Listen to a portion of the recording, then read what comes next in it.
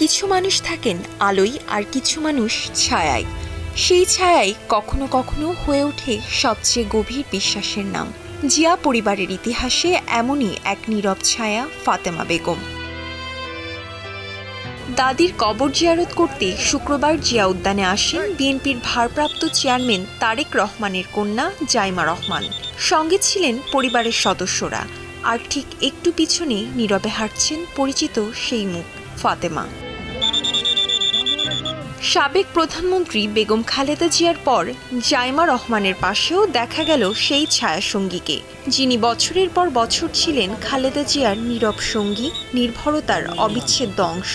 সময় বদলেছে, প্রজন্ম বদলেছে, কিন্তু ফাতেমার দায়িত্ব যেন বদলায়নি। একসময় তিনি ছিলেন গৃহকর্মী। সময় গড়াতে গড়াতে হয়ে ওঠেন জিয়া পরিবারের বিশ্বস্ত এক নাম। বাসা, হাসপাতাল, কারাগার, খালেদা জিয়া যেখানে, ফাতেমা ছিলেন সেখানেই। যার জীবন বছরের পর বছর একজন মানুষকে ঘিরেই আবর্তিত ছিল, আজ সেই মানুষটি আর নেই। কিন্তু স্মৃতি, দায়িত্ব আর নিঃশব্দ ভালোবাসা নিয়ে ফাতেমা রয়ে গেছেন সাক্ষী হয়ে। Jannatun Bipa, Star News, Dhaka.